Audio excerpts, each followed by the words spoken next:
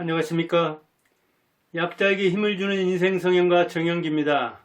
산책을 하면서 보면 요즘 계속해서 개를 이렇게 산책시키는 사람들을 많이 보게 됩니다. 어디서 보니까 개 한 마리 키우는데 15만원 안팎이 든다고 합니다. 사료값이다, 치료비다 이런 게 들겠죠. 그런데 저는 15만원이 아니라 150만원 준다고 해도 개를 키우지 않습니다. 왜냐고요? 트라우마가 있어서 그럽니다. 제가 초등학교를 2학년까지 분교를 다니다가 산 넘어 3학년 때부터 본교로 내려갔는데, 분교를 가려면은 마을을 거치고 우리 마을 끝에서 산으로 이렇게 넘어가야 되는데 끝 그 집에 개를 키웠습니다. 근데 초등학교 1학년 이제 꼬마 아닙니까? 개가 새끼라도 낳을 것 같으면 그냥 놓아먹었기 때문에 옛날만 해도 막 튀어나와서 물려고 했기 때문에 그 기억이 지금까지 남아서 이른바 외상후 스트레스, 트라우마로 남아서 개를 그렇게 좋아하지 않습니다. 작은 매왕견이라든가 이런 것도 마찬가지인데 그냥 끌고 다니는 이 큰 개, 입마개를 안 하고 다니고 그러면은 조금 위험스러울 텐데 하는 생각이 많이 듭니다.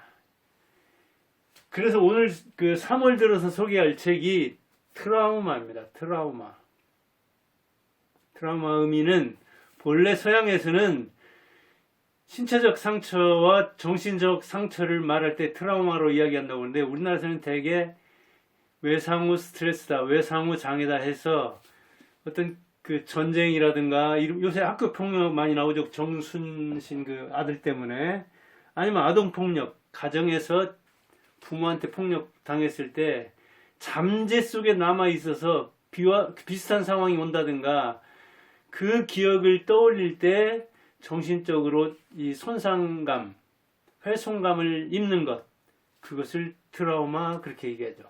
이 트라우마라는 책은 주디스 루이스 허먼이라는 사람이 썼는데 참 좋은 책입니다.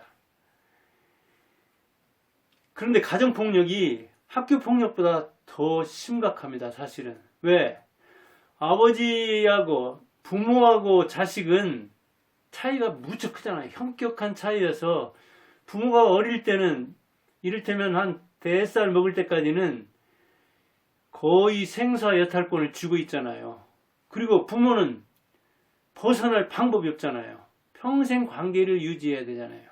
그리고 어릴 때는 이게 차이가 크기도 크지만 부모의 영향을 받지 않으면, 부모의 지시와 통제를 따르지 않으면 자기가 당장 스스로를 지킬 방법이 없잖아요. 그런데 그 어릴 때의 기억일수록 태아에서부터 영향을 받는데, 나와서 한 3살 내지 5살까지 그 어릴 때 받은 폭력 피해가 일방적으로 당하면서 평생 영향을 미친다고 합니다. 그런데 부모들은 어떻게 생각해요? 아무것도 모른다고 생각하고 이건 훈육이니까 어릴 때 3살 버릇을 잘 들여놔야 되지, 이때 잘 들이지 않으면, 그래서 부모들은 자기가 잘못인 줄도 모르고 그리고 나중에는 까맣게 잊는 수도 있습니다. 왜냐면 자기 입장에서는 옳다고 생각해서 자기가 또 부모한테 훈육 받은 대로 그렇게 했다고 생각하기 때문에 죄책감을 느끼지 않거든요. 그러니까 까맣게 잊었는데 자녀들은 그것을 50, 60 먹어서도 생생히 기억하는 수가 있습니다. 이렇게 아동폭력이 학교폭력보다 더 문제가 되는데, 이제 학교폭력은 집에서 이를테면 부모와 애착을 잘 형성했다 하더라도 밖에 나가서 사춘기에 또 한 번 인생이 바뀔 때 당하는 거기 때문에 이제 심각하고, 청순신 문제에서 보듯이 이 유전, 유권, 금전이 있고 권력이 있으면 이게 위험에 넘어가는 수가 있잖아요. 그리고 학교폭력 대책 자치위원회, 이름도 복잡하죠. 학교폭력 대책 자치위원회라고 가지고 뭐 학교위원이다, 바깥위원 전문가 이렇게 이제 그 형성해서 문제를 해결하려고 하는데, 요새는 이게 정순신이 그랬듯이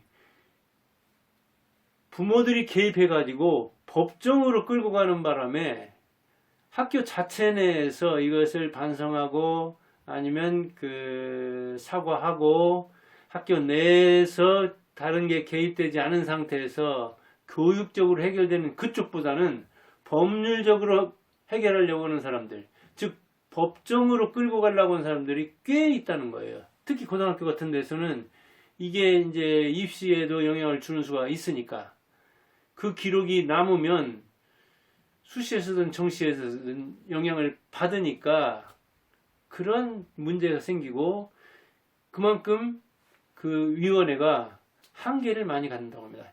저도 80년대 말에 사실은 그 학교에서 그런 쪽에 이제 있었는데 지금하고는 천양지차죠. 그전에는 대개는 뭐 30년도 넘은 일인가요? 부모한테 전화만 해도 그런 문제로 덜컹 해가지고 부모들이 자기 자녀를 나무라고 자기 자녀를 이렇게 그 뭐랄까요 단속하고 자기가 반성을 했지 절대 미안하다고 하면 안 돼.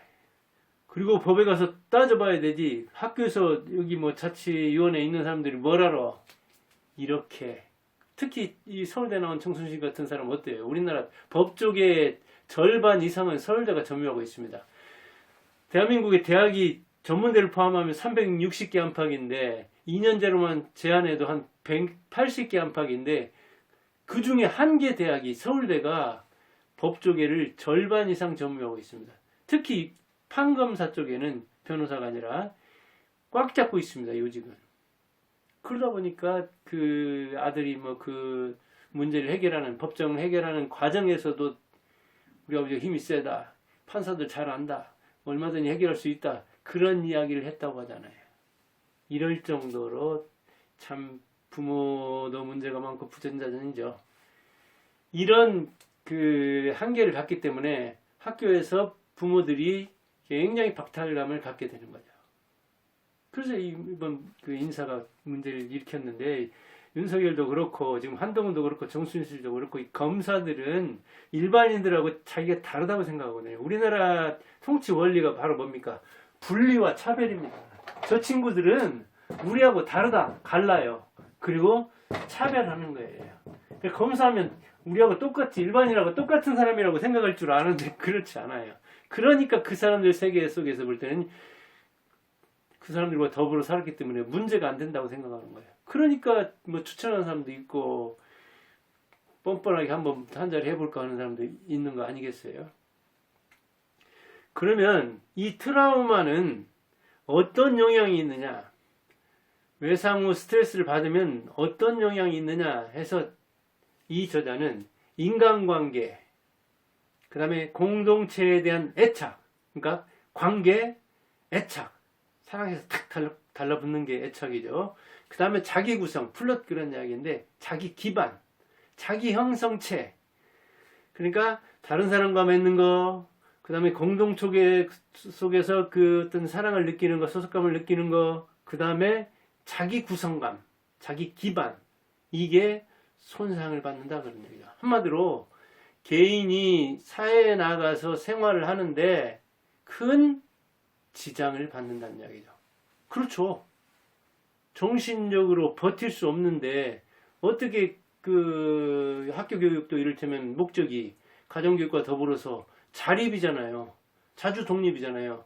스스로 주인이 되고 스스로 홀로 서야 되는데 이게 정신이 흔들려 버리면 심신이 같이 가야 되는데 두 수레바퀴가 같이 굴러야 되는데 정신 상태가 훼손되어 버리면 나란히 갈 수가 없는 거죠.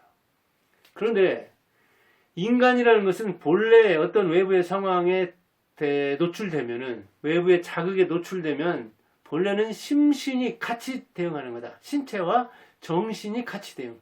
그래서 정신력과 신체력을 총동원해서 대응을 하려고 하는 거죠. 근데 폭력을 입었다는 건 바로 뭐예요? 거기에 훼손을 당했다는 얘기죠. 그것은 결국 심리적인 손상과 신체적인 손상을 같이 입은 거다. 우리가 트라우마 하면 흔히 정신적 손상만 생각하는 것 같은데 심리적인 것과 정신적인 것, 이 이원화되어 있지 않다. 일원화되어 있다.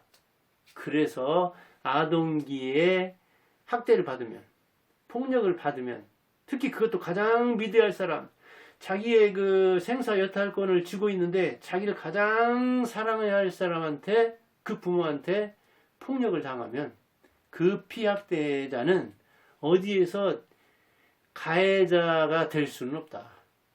가해자로 변할 수는 없고 또 다른 피해자가 된다. 그러니까 가정에서 부모에게 폭력을 당한 사람이 그 폭력의 효용을 배워서 다른 아이들을 이렇게 그 폭행하는 수도 있다고 하지만 그것은 이제 그 심신이 강인한 사람들 이야기고 대체로는 가해자가 되지 못하고 또 다른 피해자가 된다.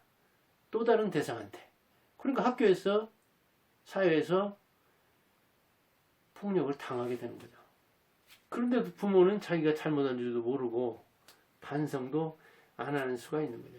그럼 어떻게 이걸 회복을 해야 되느냐? 치유를 해야 되는데 여기서 이 사람이 이제 치유 관계를 치유하고 안전지대로 가고 기억, 그 트라우마를 받았을 때의 기억을 떠올리고 애도도 자기 스스로도 애도를 하겠지만 다른 사람에게도 그런 걸 받아야 되고 그 다음에 이 파손된 연결을 복구, 그 다음에 공통성, 이게 총체성, 이걸 갖는다 그러는 얘기인데 사실은 가정에서 부모에게 폭력을 당한 사람들은 그 기반이 되는 생존자가 역량을 강화하는 것, 즉 스스로 자력갱신하는 것이 가장 중요한데 그게 힘들죠. 학교폭력을 당한 또래 집단한테 당한 그것도 역량 강화하는 게 힘든데 또래 집단도 이 사춘기 때부터는 얼마나 중요합니까? 죽고 못 사는 관계가 또래들이잖아요. 이제는 부모를 떠나서 사회에서 자기가 비슷한 사람과 어울리려고 하는데 끼리끼리 어울리기는커녕 비슷한 또래에게 폭행을 당했을 때 자기 자존감이 완전히 망가지는 거죠. 그런데 이 회복하는 데서 중요한 것은 생존자가 이 피학대자가 학대를 입은 사람이 생존 역량을 강화하는 게 중요하다고 하는데 중요는 한데 이게 집에서도 학교에서도 폭력을 당한 사람은 그걸 회복하는 게 쉬운 문제가 아니기 때문에 이게 전문가들의 도움도 받아야 되고 신경정신과 그런 이야기 거기에서 전문가의 이야기를 들어야 되고 그것도 부모의 지지가 있어야 되고 주변의 지지가 있어야 되고 그리고 이제 스스로 이 역량을 강화하면서 성공 체험을 쌓아야 되는데 이게 쉬운 문제가 아니죠. 그래서 이 사람은 뭐라고 하고 있냐면 저자는 이 외상 문제를 연구하는 것은 인간의 취약성과 인간이 성악설 있고 선설 있고 그러잖아요. 인간의 기울인 약한 점과 약한 부분과 악한 부분을 들여다보는 거다. 외상 문제라는 것은 그렇게 이렇게 인간은 참 약하고 인간은 악해요. 그러고 보면 성선설과 인간의 본성을 이야기할 때 성악설을 이야기하는데 본래 이렇게 인간의 악한 면과 약한 면을 들여다보는 것, 그것이 바로 외상 문제다. 그렇게 이야기를 하고 있어요. 그리고 그러면 자 학교 폭력을 당한 사람이 또 다른 어떤 회복의 길로서 보상을 받는다든가 학교에서 이를테면 뭐 보험금이나 뭐 이런 거 있던가요? 또 대리 복수를 한다든가 아니면 자기가 복수를 한다든가 그런다고 해서 치유가 되는 건 아니다. 그렇게 충분하게 치유되는 건 아니다. 그 밖에 자기가 그 상황을 망각하려고 노력해서 망각한다든가 또는 회피한다든가 이것도 역시 그렇게 좋은 회복 방법은 아니다. 그럼 뭐가 좋냐? 가해자의 책임을 추궁해야 된다 그런 이야기예요. 근데 이번에 전수지 그 아들 사건에서도 볼 수 있듯이 가해자는 그냥 전혀 영향도 안 받고 대학도 뭐 서울대 들어갔다나요? 이렇게 명문대 들어갔는데 2명이나 피해를 받았다는데 그 피해 학생은 하나는 제대로 적응 못해서 뭐 다른 학교로 가기도 했고 대학도 실패하고 어찌 보면 대학의 문제라든가 그 학교의 적응 문제가 아니라 인생의 치명상을 받았잖아요. 그 우리나라에서 그래서 저는 아주 크나큰 문제가 바로 뭐냐면 이 신상필벌이 안 되는 거예요. 상 줄 사람에게 잘하는 사람에게 상을 주고 그 다음에 잘못한 사람 죄를 지은 사람한테는 분명히 벌을 줘야 되는데 이게 신상필벌이 안 돼요. 신상필벌을 받아야 할 사람들부터가 조국이다 뭐 이 정순신이나 보듯이 신상필벌을 하는 사람들 공정해야 할 사람들부터가 법을 어찌 보면 이 법꾸라지들처럼 악용하고 파고들어서 자기 사익을 챙기고 이 그 뭐랄까요 사회 신뢰가 깨지고 법률에 대한 신뢰가 깨지는 거 이런 것들은 생각지도 않고 자기 이 손바닥만한 힘만 있으면 그걸 이용해서 이 신상필벌에 이걸 깨는 이게 안 되기 때문에 저는 문제라고 봅니다. 그러니까 벌 받을 사람은 당연히 죄진 사람은 벌을 받고 상 받을 사람은 상을 받아야 되는데 오히려 벌 받을 사람이 상 받는 형이 있을 정도란 얘기예요. 그래서 이 트라우마를 풀려면 가해자의 책임을 추궁하는 거, 처벌하는 거, 신상필벌이 중요한데 이게 되냐 이거예요. 이게 제대로. 더군다나 가해자가 아까도 얘기했듯이 집에 있고 그것도 부모라고 하면 어떻게 신상필벌 책임을 추궁합니까? 어떻게 처벌합니까? 내가 그냥 부자관계를 끊고 도망을 가버린다든가 아예 뭐랄까요 아버지라고 알지 않는 거 어머니라고 알지 않는 거 그 방법 빼놓고 다른 방법이 뭐가 있습니까 이게. 더군다나 사적 보복 같은 거 했다가 하면 또 큰일 나잖아요.